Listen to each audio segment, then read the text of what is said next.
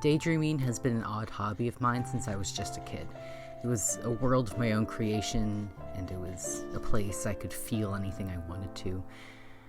And I've gotten to the point where they're pretty elaborate now. I'll create entire narratives that I'll return to repeatedly, like a TV show I can't wait to see the next episode of. Because when I daydream, I allow myself to relax enough to let my mind wander. It goes places I don't intend on letting it go. I don't make it do anything. I follow my curiosity and my whims, and the story evolves without resistance or much intervention on my part. Probably for the same reason, I've always been interested in writing. I've been crafting written stories since I was a kid as well, and somehow the world of my daydreams and the world of my writing rarely met. The closest my writing got to the same mode was when I got my initial ideas. My ideas came out of nowhere and were usually accompanied by some abstract emotion.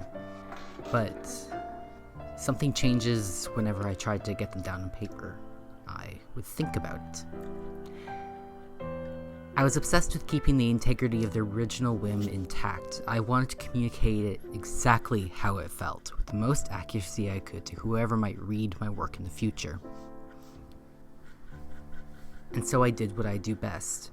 Despite having that side of me that follows on whims and wonder, I am a carefully structured person as well, probably too much so for my own good. Literary tools were the medium I could use to connect my whim to the outside world in my mind.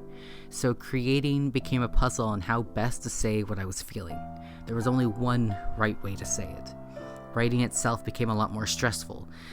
I had a world of pressure on me to say it right, or else risk letting everything I was feeling fall by the wayside. What metaphors, what are the perfect plot points to use to discuss the abstract emotion I was feeling? What symbols do I put where? What order are the events, the pacing, the characterization, the character development? I had every moving piece competing for attention in my mind whenever I tried to write, so eventually I just stopped writing. My stories only existed in my head as singular ideas I'd never develop, until I started writing them fully in my head. And I started to get excited enough about what I was writing internally to decide they deserved to be recorded on paper again. But as soon as I decided that, something shifted in my daydreams. I decided I was going to daydream as normal, simply write it down, but now my daydreams were interrupted by a secondary voice. It was an analytical one. Anytime my story would flow somewhere, it would interject, wondering if it was the best path for it. Was the pacing alright? Did the characterization make sense? Have I given this other character enough of a spotlight? Maybe now would be a good time for some sort of symbol that I could take and develop into a subplot of its own. It drove me insane. It was ruining my story. I couldn't think anymore. My whimsy was suffocating under the weight of a million what-ifs and attempts to make sure I communicated it properly. But the attempt to communicate properly ruined the rawness of what I was trying to create and ruined the communication of it in its own way. My past stories were buried under layers of logic and reason when all I ever wanted to do was communicate how I felt. It was nothing short of trying to control if people would accept and understand me. Yet somehow I was able to fight back. I was protective of this story because it had developed so far and communicates so much of how I felt in ways I can't really describe, because I didn't really set out to say something like, I will communicate my loneliness through this metaphor. And that protectiveness gave me enough strength to push back and to challenge the voice whenever it arose. It would question my emotions' literary choices, and I told it to put that thought on hold. I promised I'll get to its concerns in the editing phase, and it listened. I was able to enjoy the process of my story, and I'm finding that I'm creating with a lot more ease and satisfaction than ever. I write 3 pages nearly every day now, because it takes about 3 pages to record what I've been thinking about.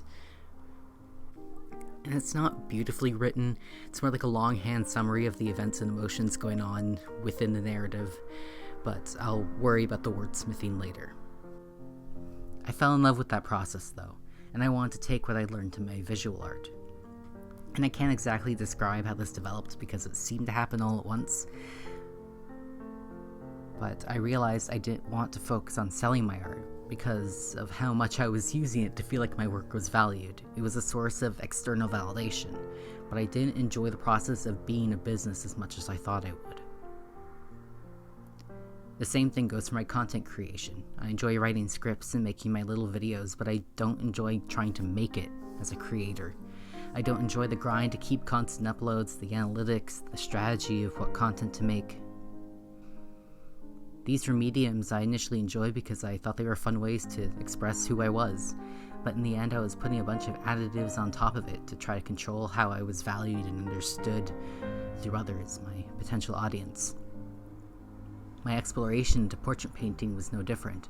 My resistance to black and white illustration, my resistance into letting myself make entire pieces in graphite because I thought it wouldn't be as finished enough, acceptable enough, or valuable enough. What gave me that impression? I have no idea. Maybe I'm just used to devaluing things that come to me naturally, and I instinctively look to take anything that's my own and make it somehow better. But all of this was dominoed into realizing that I might not even want to be an artist for a living, and that it was worth sharing just because I enjoyed doing it. I don't know where any of this is going. I don't know if my art will mean anything to anyone. I don't know if my YouTube will go anywhere. I don't know if I'll end up as an ecologist at the end of following this passion for nature, but I'm willing to find out. I'm willing to take a step forward and follow the whim and see where it all goes. I don't need to know the end or figure everything out in advance. Life and art are not puzzles to be solved. They are a possibility to discover. And it feels so much sweeter when you follow your whims.